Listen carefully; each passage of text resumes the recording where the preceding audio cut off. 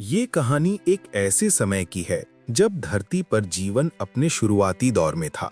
उस समय इंसान और जानवर सभी एक दूसरे की भाषा समझते थे। जंगलों में ऋषि मुनि तपस्या करते थे और देवतागण उनसे मिलने आते थे। एक ऐसे ही जंगल में जहां घना हरियाली थी और एक प्राचीन शिव मंदिर था, वहां एक विशेष सर्प रहता था। उसका नाम नागराज था। वो भगवान शिव का परम भक्त था और अक्सर मंदिर के पास ही रहता था। शिवलिंग के चारों ओर लिपटा रहता था। नागराज बहुत बुद्धिमान था और अक्सर गहरे प्रश्नों पर विचार करता था। एक दिन उसने देखा कि एक बूढ़ा वानर अपनी अंतिम सांसें ले रहा था। वानर बहुत कमजोर था, लेकिन उसके चेहरे पर एक अजीब सी शांति थी। जैसे ही वानर ने अपनी आंखें मूंदी, नागराज ने महसूस किया कि कुछ अदृश्य ऊर्जा उसके शरीर से निकलकर ऊपर की ओर जा रही है। ये दृश्य देखकर नागराज के मन में एक गहरा प्रश्न उठा। उसने सोचा, ये जीवन क्या है, ये मृत्यु क्या है और मरने के बाद क्या होता है। रात हुई और मंदिर में शिव तांडव स्तोत्र का पाठ चल रहा था। नागराज शिवलिंग के पास गया और अपनी भक्ति में लीन हो गया। जब पाठ समाप्त हुआ तो भगवान शिव स्वयं प्रकट हुए। उनके माथे पर चंद्रमा चमक रहा था और उनके गले में नागराज का भाई वासुकी लिपटा हुआ था।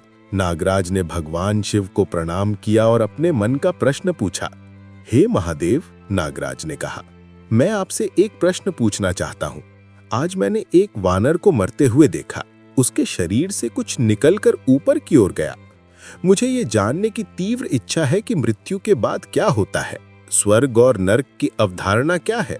हम इसे कैसे मान ले कि ये सत्य है? भगवान शिव मुस्कुराए। उनकी मुस्कान में ब्रह्मांड का ज्ञान छिपा था। उन्होंने कहा, हे नागराज, तुम्हारा प्रश्न बहुत गहरा है और ये हर प्राणी के मन में उठता है।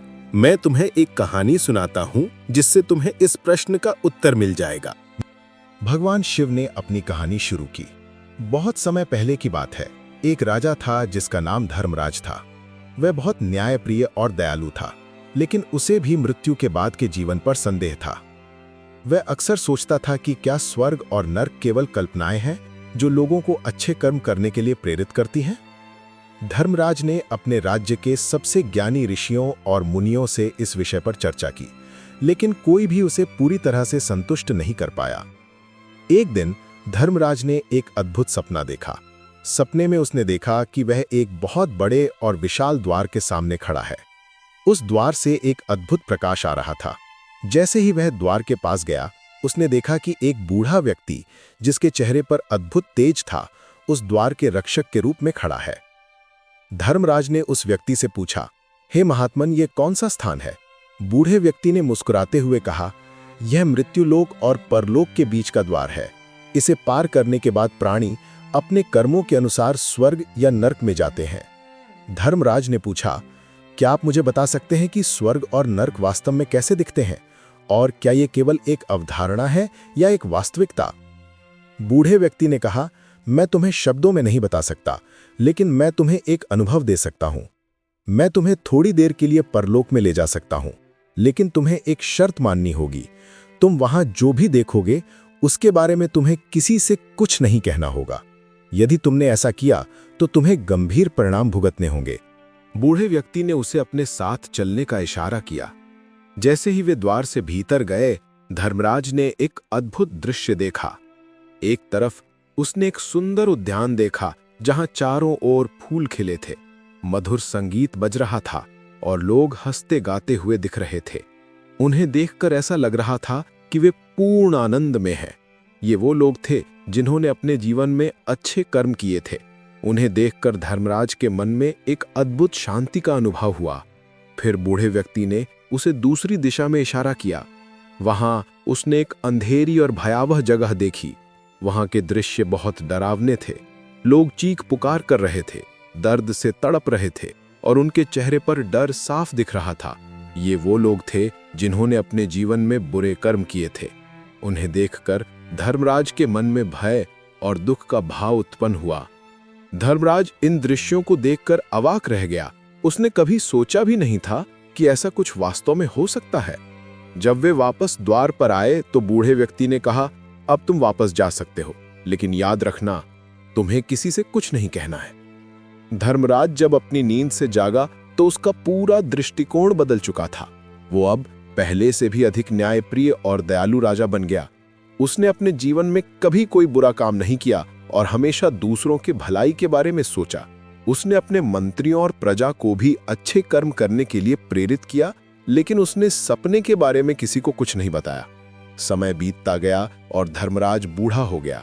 जब उसकी मृत्यु का समय आया तो वही बूढ़ा व्यक्ति उसके सामने प्रकट हुआ जो उसे सपने में मिला था। बूढ़े व्यक्ति ने कहा, हे धर्मराज, तुमने अपनी शर्त का पालन किया। तुमने कभी किसी से अपने सपने के बारे में नहीं बताया।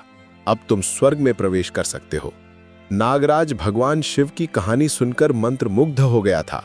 उसने कहा, हे महादेव, ये कहानी बहुत अद्भुत है, लेकिन इसमें एक रहस्य है। यदि धर्मराज ने अपने सपने के बारे में किसी को नहीं बताया तो हमें ये कहानी कैसे पता चली? और क्या ये केवल एक सपना था या ये एक वास्तविकता का अनुभव था? यहीं पर इस कहानी का सबसे महत्वपूर्ण अंश छिपा है।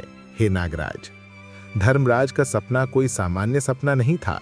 वो वास्तव में थोड़ी देर के लिए परलोक में गया था और बूढ़ा व्यक्ति जिसने उसे परलोक दिखाया वो कोई और नहीं बल्कि स्वयं यमराज थे, जो मृत्यु के देवता हैं।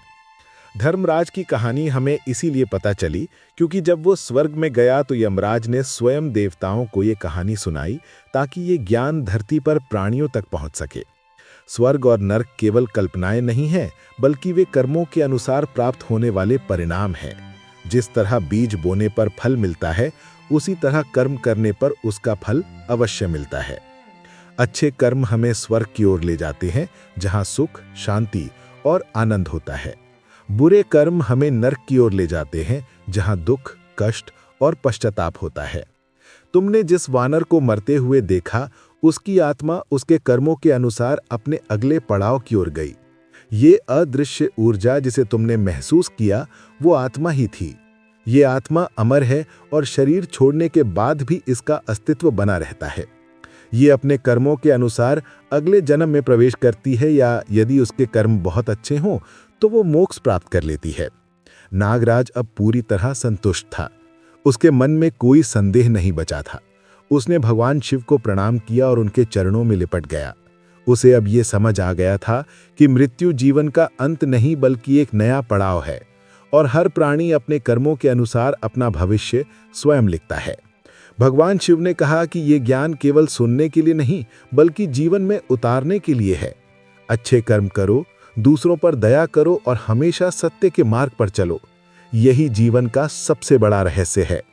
नागराज ने अपनी आंखों में चमक के साथ कहा, धन्यवाद महादेव, आपने मेरे सभी संदेहों को दूर कर दिया है। मैं इस ज्ञान को अपने जीवन में धारण करूंगा। इस कहानी से यह स्पष्ट होता है कि स्वर्ग और नरक कोई मनगढ़ंत बातें नहीं हैं, बल्कि हमारे कर्मों का ही प्रतिफल हैं। तो दोस्तों, कैसी लगी आज की कहानी?